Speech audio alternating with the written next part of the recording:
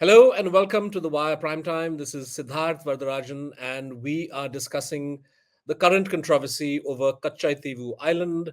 This is a small island between Sri Lanka and India that the Prime Minister and the External Affairs Minister now seem to be suggesting was wrongly handed over, as they say, to Sri Lanka in 1974 by Indira Gandhi.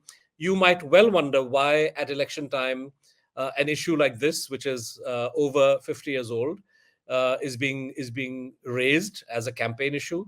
That's because Mr. Modi and Mr. Jaishankar of the BJP assume or hope that this will help them win votes in Tamil Nadu, because Katchatheevu has been a kind of simmering issue in the state.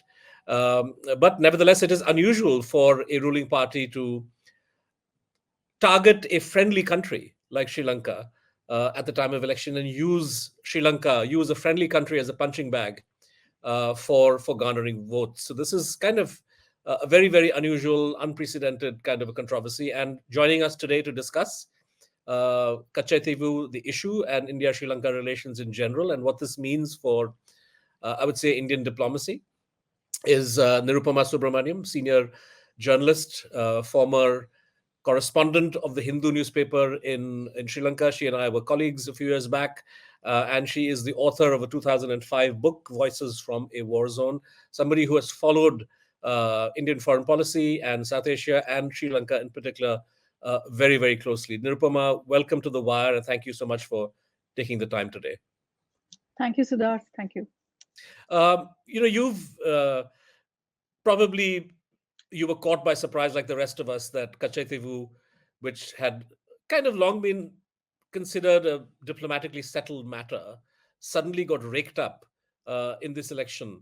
Uh, for the benefit of our viewers, um, could you tell us a little bit about the origin of this controversy?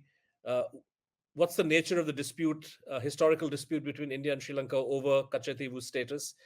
And then, of course, we will come to the ins and outs of the 1974 settlement. But just talk us through briefly the history of this controversy. So, as you said, it's a small speck of an island in the Palk Strait, and I have been there. Uh, there's no drinking water source there. It's a kind of barren island. Nobody lives there. There's a small shrine on a Catholic shrine, Saint Anthony's, on that island, and fishermen from both sides have met for uh, decades, maybe even more than 100 years, to celebrate the feast of St. Anthony's on that church every March.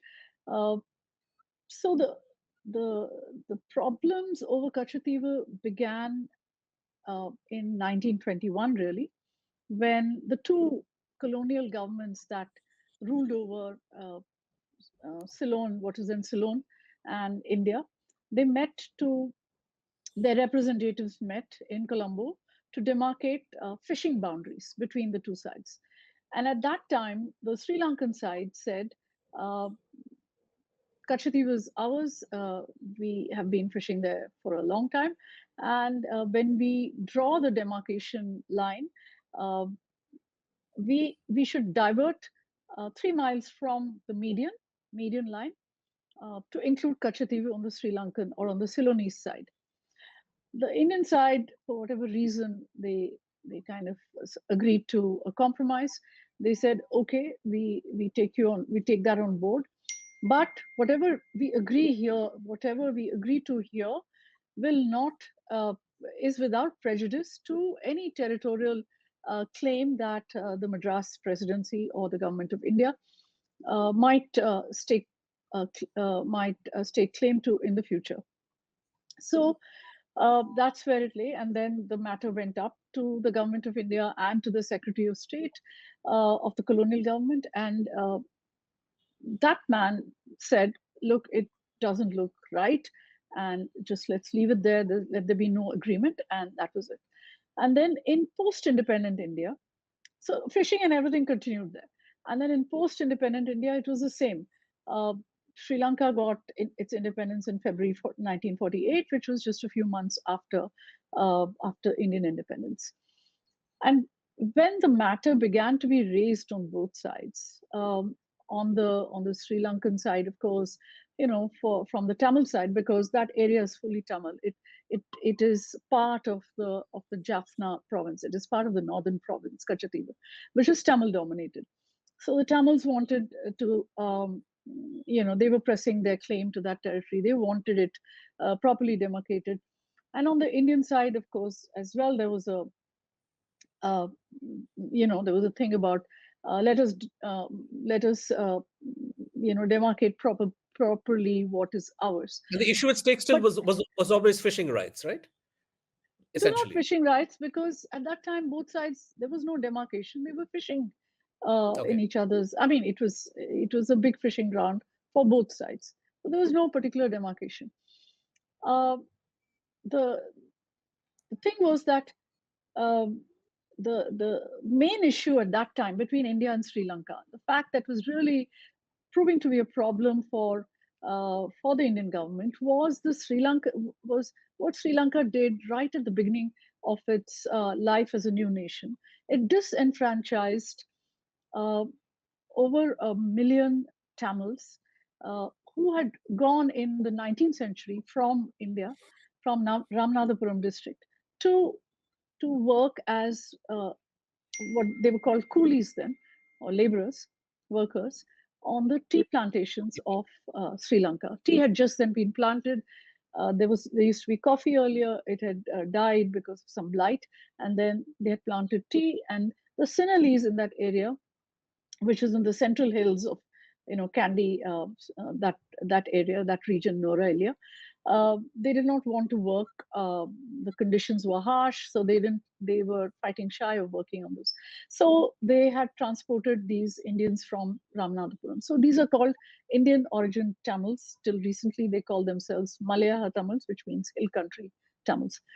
And they had the first thing that the new Sri Lanka, the Sri Lankan government of independent Sri Lanka did, was to disenfranchise them through a set of citizenship laws, and that really came as a big surprise to. It wasn't a surprise really, but it was. I don't think India thought that Sri Lanka would go to the extent of disenfranchising them, although the trouble had been brewing since the 30s. And it really soured relations. And India wanted Sri Lanka to give these people their citizenship. And Nehru argued repeatedly that, look, your tea industry, it's one of your big things, and it is completely dependent on these workers, and you ought to do the right thing by them. So this was the main thing. And but neither government actually did anything to push Kachchatheevu at that point of time. It was basically talks on this particular issue, on the citizenship issue. Then Right. came 1971, and India and Pakistan. As you know, there was the liberation of Pakistan, and there was an Bangladesh. India-Pakistan war, right? Yeah. Liberation of Bangladesh, and then there was the India-Pakistan um, war.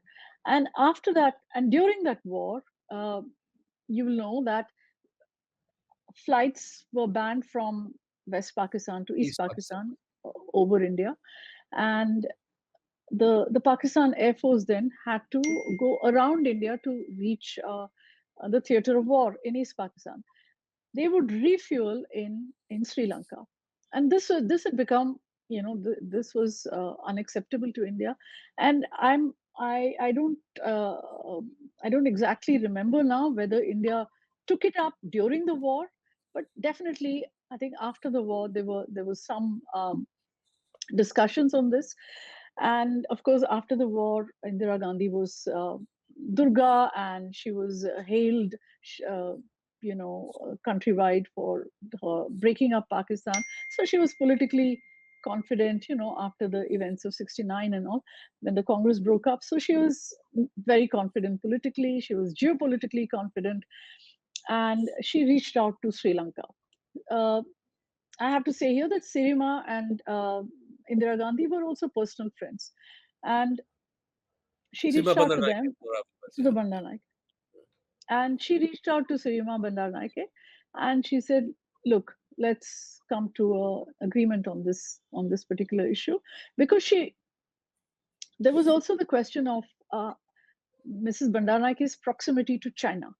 And India was aware of all these various issues. There was a Cold War.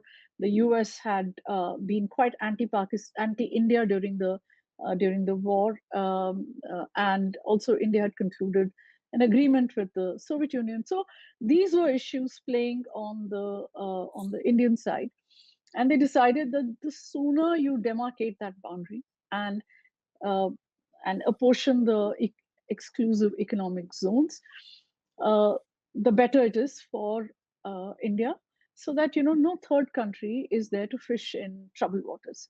So this was the reasoning. And Kachchatheevu, a sort of barren island there, was not seen as so strategic that India had to actually stake its claim there. So they used the word ceded or give up territory or cede territory. Actually, it was never demarcated until 1976, really, because that's when the maritime boundary was actually, they finished demarcating the boundary. But in 1974, it was not part of India. It was not part of Sri Lanka. I mean, both were just taking their It was never shown chances on any around it. Indian map. Huh? It was never No, shown it as was part not of any shown. Indian map. Yeah. So the Indians didn't cede territory. They gave Right. up their claim to a Claim. contested territory, right? So I think that is the word that we have to use, and that's how we have to be careful about using the word ceding territory. And then what happened was that in 1974 they agreed, and the Sri Lankan side had, when they pressed their claim to Kachchativu during the talks to the 1974 agreement, they said, well, we've even legislated for Kachchativu, and you have not objected. So I'm reading from this book, Kachchatheevu and the maritime map, and the maritime boundary of Sri Lanka. And here it's written Who's by the author of the book? Yeah. former Foreign Secretary W.T. Jaishankar, and he was part of the discussions on these 1974 agreement, along with Keval Singh on the Indian side. So they said that successive administrators of Sri Lanka had maintained jurisdiction and control up to the present time. Administrators of the northern province had visited the island in the normal course of the administration and noted they'd put it in files and all that. And the island has been listed as a village of the northern province in successive censuses up to 1955. And the officer who recently fixed the enumerator's label to the church, which still functions in Jaffna. And then the other thing that he said was Sri Lanka had legislated for the island specifically in 1944 and again in 1951. And in 1949, the government of India sought permission for the Indian Navy to use Katchatheevu for bombardment practice. So there was a kind of tacit acknowledgement by the Indian side that this was on the Sri Lankan side.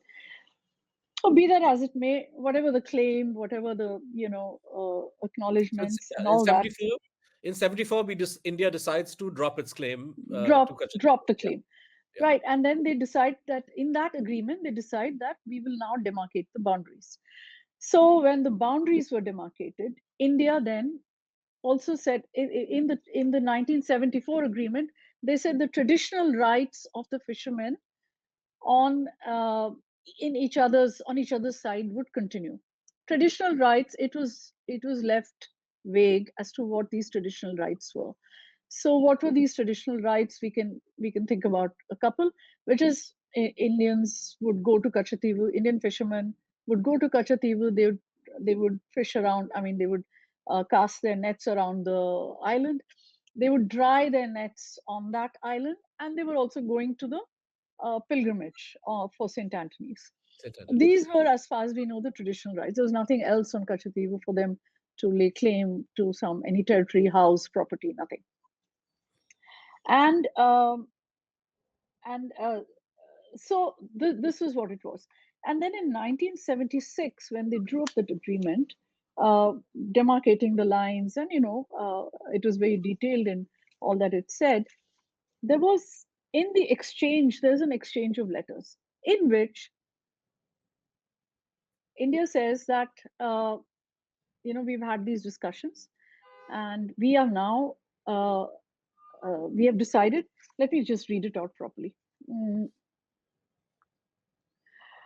with the establishment of the exclusive economic zones by the two countries, India and Sri Lanka will exercise sovereign rights over the living and non living resources of their respective zone. The fishing vessels and fishermen of India shall not engage in fishing in the historic waters, territorial area, and exclusive economic zone of Sri Lanka, nor shall the fishing vessels and fishermen of Sri Lanka engage on the Indian side. And and then there's a specific discussion about this area called the Wadge Bank, WADGE Bank, not a bank, but an area of, Sandbar, yeah. which is kind of a shallow area. It's not a sandbar really, but it's a kind of, it's an extension of the continental shelf of Kanyakumari. So it is, there's a full description in the treaty, and India said that the agreement said the fishing vessels of Sri Lanka and persons on board these vessels shall not engage in fishing in the Wadge Bank. So this was obviously in return for India giving up similar rights in Kachchativu, Yeah. right? Those traditional rights of fishing in Kachchativu. So just to stop you Um, for a second there, because the allegation that people in the BJP are making is that, unlike, say, the Bangladesh exchange of enclaves that the Modi government did, where there was some give and take, there's been a lot of commentary that Indira Gandhi simply gave up something and never got anything in exchange. So that you're saying, as per the agreement, and reality is not true. this actually, I think a lot of people have missed the fact that Wadge Bank had then emerged as a place of some importance for India, because uh, if you followed um, the RTI revelations that were published by Times of India, Keval Annamalai's Singh, RTI, yeah. Hmm. Annamalai's RTI.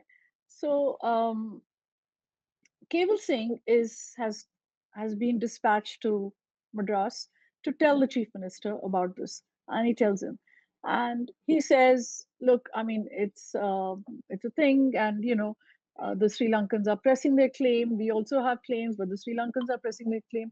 But there's been traces of oil discovered. Now, I don't know if the file actually uh, has not mentioned the name Wadge Bank, or it has been omitted by mistake in the report that Times of India has published. But where was the traces of oil found? The traces of oil were found in Wadge Bank. And India believed that this could be a place of strategic importance, as it's an energy source, and also as a Wadge Bank. Wadge banks apparently are these places. They're actually a geographical feature. It's not a proper noun as such, but it's a name. It's a name given to some 20 such sites across the world. It's a place in the ocean that is sort of sheltered from big waves and cross currents, winds, and all that. So it allows a lot of flora and marine Right. life to flourish. So it's supposed to be very diverse. In fact, a Sri Lankan fisheries expert and I think a European fisheries expert have together written a paper on Watch Bank and its biodiversity. And I think, if I recall right, they found 65 kinds of fish Right. in that area, in that small area, which is 3,000 square kilometers. So I think at that point, there was a recognition that by the Indian side that this is very important, and and So, and in other words, uh, I mean, in their minds, they were making what they thought was a very good swap, actually, where yeah, you are giving up an island which you never had control of, and which has no water, and other than some fishing rights which you've tried to preserve the traditional rights, you're giving yeah, that up, and in exchange, Sri Lanka is dropping its claim on the Wadge yeah. Bank, which has inestimably greater value in the long run for India. So that greater value, Jaishankar has written about the greater value. saying that the centerpiece of the discussions was the Wadge Bank, situated 22 miles from the coast, etc., and coast of India, and which, under the proposed demarcation of the maritime zones, would fall within India's exclusive zone, India's exclusive economic zone. The Sri Lankan delegation maintained that uh, Sri Lanka had been carrying out fishing activities in Wadge Bank from 1907. These activities were stepped up steadily, except during the two world wars. Extensive surveys were carried out in 1924, and regular commercial fishing based on these surveys commenced in 1928 by the Sri Lankans.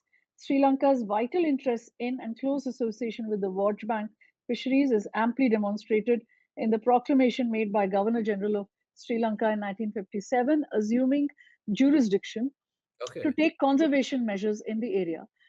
Madras-based fishing vessels began fishing in the area much later, only in So Sri Lanka 1935, was very keen, actually, on Wadge Bank on as well. Wadge Bank, Yeah. which Right. is why in the 1976 agreement, in the Right. exchange of letters, I mean, it's amazing. So India says, as a gesture of goodwill, we are allowing Sri Lankan vessels to fish in the area, continue to fish in the area for 3 more years. And at the end of the 3 years, for another 5 years, we will provide you with fresh fish. I'm just trying to, uh, That's right. I think uh, there's a it's mention in of a the, specific it's tonnage. in Yeah. Yeah. Yeah. 2,000 tons Right. in any 1 year. So uh, this is the agreement. So it's in very small print, and I'm not able to read it exactly That's fair enough. right now. But Yeah. essentially, I mean, Okay. so this captures what would have been a set of commitments from India lasting, say, till the mid 1980s. Yeah. 3 plus 5, So yeah, yeah. roughly. So 76, 79, and yeah, five. So, Yeah, 84. exactly, exactly. After which, then there's no more Sri Yeah. Lankan claim of any kind or any Indian obligation vis-a-vis Sri Lanka on the Wadge Bank. Not at all. And then there's a para in this saying that if we find oil in that area, or any other mineral deposit or Right. sand or gravel that we want to mine, and we want to carry out exploration activities, then all your fishing, that this goodwill fishing, will also stop. It Stops. has to stop immediately. Right. So the Sri In, Lankan in side other words, agreed to India this. actually, uh, India was able to push this agreement through uh, with the Sri Lankans actually knowing that India Yeah, has hydrocarbon interests actually over there, and correct. so Yeah, so you know just to kind of bring us to the present somewhat. I mean, from your account of the 74 to 76 discussions and agreements, uh, objectively speaking, this seems like a pretty good deal. And even if one doesn't get into the merits of this, certainly the claim that's being made that Indira Gandhi, and hence the Congress, and hence the DMK, gave up something for nothing, is utterly rubbish, because there was clearly a bargain yeah. struck which India felt was weighted in its favor. And And if you look at the present, it's only in January that the government of India has invited bids for exploration for oil and gas in 3 blocks of Wadge Bank. So it's already been demarcated into right, exploration right. So blocks. And actually, the government is taking advantage of. I mean, is actually yeah, looking to now harvest benefits from that exchange. Yeah, yeah, and uh, that invitation yeah, for expression of interest has actually triggered protests in the among the fishermen of that of Kanyakumari and Kerala and Tamil Nadu, who have used that area fully So over the they're last worried that 20 years. exploration activity will disrupt their fishing, I suppose. Yeah, and there Yeah, was a worry also that the new Virinium port in Kerala, and there's heavy traffic of ships to and yeah, from that port. There's a yeah, transshipment port. So yeah. all that transshipment activity is actually destroying this biodiversity of that watch bank. So Right, so now it's more than just India and India's strategic interests in that area. It's also the fishermen who now see that it's their livelihood at stake. So whereas Mr. Modi and Mr. Jaishankar can talk about how India sacrificed the interests of fishermen in, by sort of ceding Allowing seeding, quote-unquote. Kachchatheevu. Mm, what are they going to do about the fishermen's interests in Kanyakumari and their protests? How are they going to do that? Yeah. So this is it. I don't know if I've covered all the Yeah, no, I think I history think in uh, this. I think you've given a very good kind of account of the past, and I just wanted to. We don't have too much of time, but in the 5 or 6 minutes that we have left, I want to address. If you can, very very quickly, in a minute or so, just explain to me why, despite the 74 and 76 agreements, why did this remain a lingering issue in Tamil Nadu? In the sense that we know that Jayalalitha, as chief minister, went to the Supreme Court later, and there also the Modi government kind of argued that this is a settled issue, it Yeah. can't be reopened. But why has this remained a lingering issue? Is it more to do with actually questions of sovereignty, or is it more to do with the general problems that fisher folk in Tamil Nadu have been facing, Yeah. not So just I in think it's the Katchatheevu, but latter. widely in the Palk Strait? Yeah, so it's the latter. Basically, it's a fishing. It's a livelihood issue for Right. fishermen on both sides, and Indian fishermen on the Tamil Nadu coast have been following very unhealthy practices. They have bottom trawled the Tamil Nadu coast of all its resources, and they could go up to Kachchativu for years because the Sri Lankan fishermen were barred from putting out to sea during the war, LTT and the Sri Lankan government's war. So during the civil war there, Sri Lankan fishermen in northern, in Jaffna and those places were, and Mannar even, they could go only barely a few hundred meters. So it was a playing ground Indian for fishers. Indian fishermen. And the only problem for the Sri Lankan side was, the Sri Lankan Navy was, that Indian fishermen were also involved in sort of helping the LTT at some point. And there's smuggling of diesel and petrol and all, and supplying it to the LTT. Uh, but after Yeah. the war ended in 2009, and when the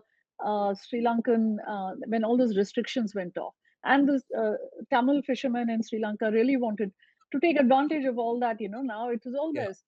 And they found that, whole villages from Tamil Nadu are coming, in boats in the middle of the night, and every alternate day it would happen. And they would just come in and they would strip the sea right from the bottom. It's called bottom trawlers. And also in the process, cutting off the Sri Lankan uh, fishers' nets.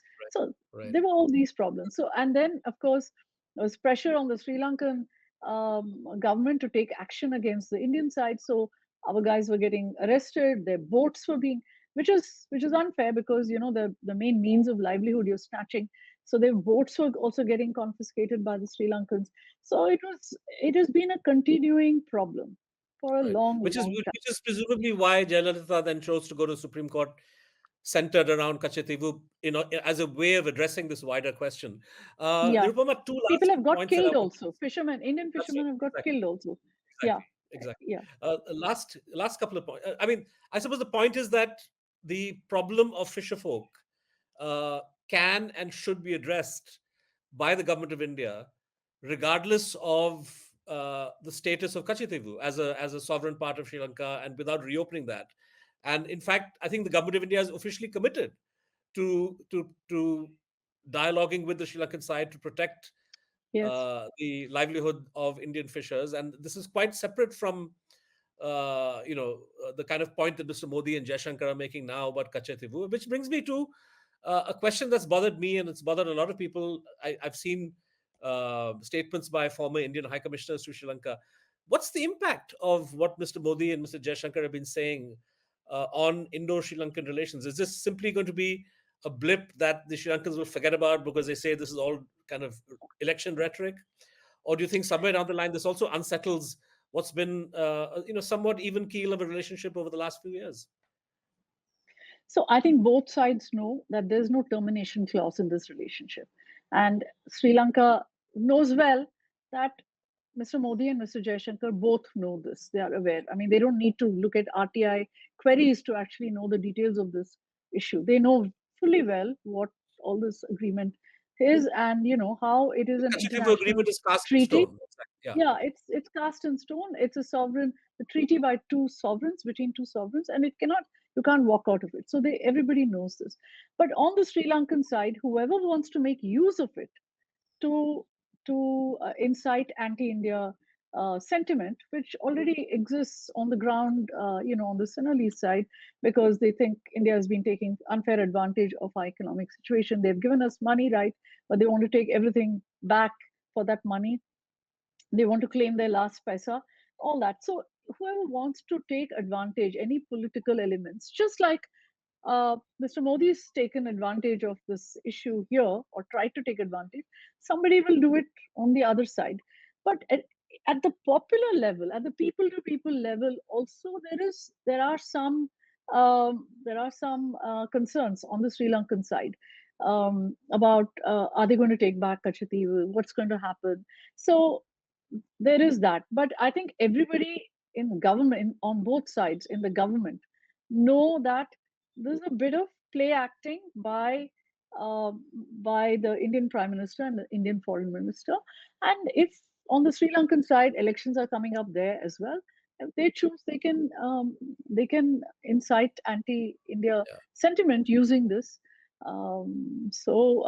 We have to be prepared for that. The problem, yeah, the problem with this kind of signaling and messaging, Yeah, even if it's not intended to torpedo the bilateral relationship, is that these things often spin out of control, or they have the risk of spinning out of totally. control, and they Yeah, can lead to very unhealthy dynamics. And certainly, it sends out a message to the wider world that India is a country that um, is unwilling to abide by treaties that it's signed. And yeah, when no less a person than the prime minister and his external, I mean, even if you forgive the prime minister for being a completely political person and who has yeah, always never really bothered about diplomacy in that way, but Jaishankar, who's been foreign secretary, who's been foreign minister, who has served in Sri Lanka and knows the history of the relationship, for even him to leap into the fray and to kind of make this a political point was a bit distressing. So I think that is leaves a bad taste in the mouth and will not serve India well in the long term. But my final question to you: I know that you are essentially a strategic affairs person.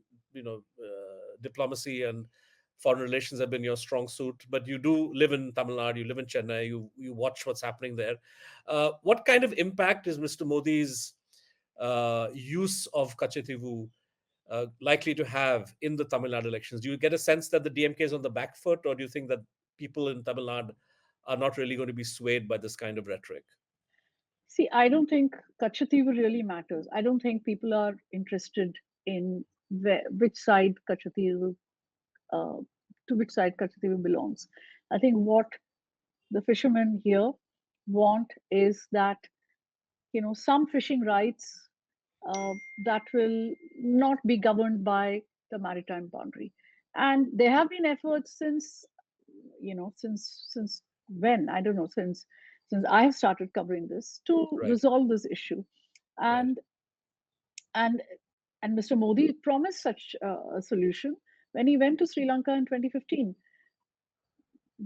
And I yeah, think the fishermen would be the fishing community in Tamil Nadu would be more interested in finding out what Mr. Modi has done towards that. What have they right. done to actually find a solution to that problem? Yeah, Well, I presume it's precisely because he hasn't done much to find a solution to that problem that he has tried to rake up Katchatheevu, which incidentally, I know his government has been asked how many times have you formally raised Katchatheevu with the Sri Lankan government in the last 10 years? And yeah, clearly the answer is no, because this is never, because this is a settled question. And yeah. no It's a less a settled person question. than the Attorney General of India, Mukul Rohtgi, in the Supreme Court said, well, if India wants to get Katchatheevu, it'll have to start a war. And that's clearly not something that's on the cards. Mr. Modi himself has said on one occasion, and he loves to repeat it, that this is not an era of war. So I think that Correct. the kind of words and rhetoric that politicians use, even if for opportunistic purposes of domestic political campaigning, can and do have an impact on foreign affairs, on bilateral relations, and this is something that politicians need to be mindful of. But Nirupama Subramanian, thank you so much for taking your time to explain the background to this conflict and the ins and outs of the 74 to 76 agreement. I think that this has been most useful, and I do hope that our viewers will have learned something about the nature of this manufactured dispute, I should say, because when a settled question is revived again, one has no option but to call it manufactured. Thanks once again. Thank you, Siddharth. Thank you.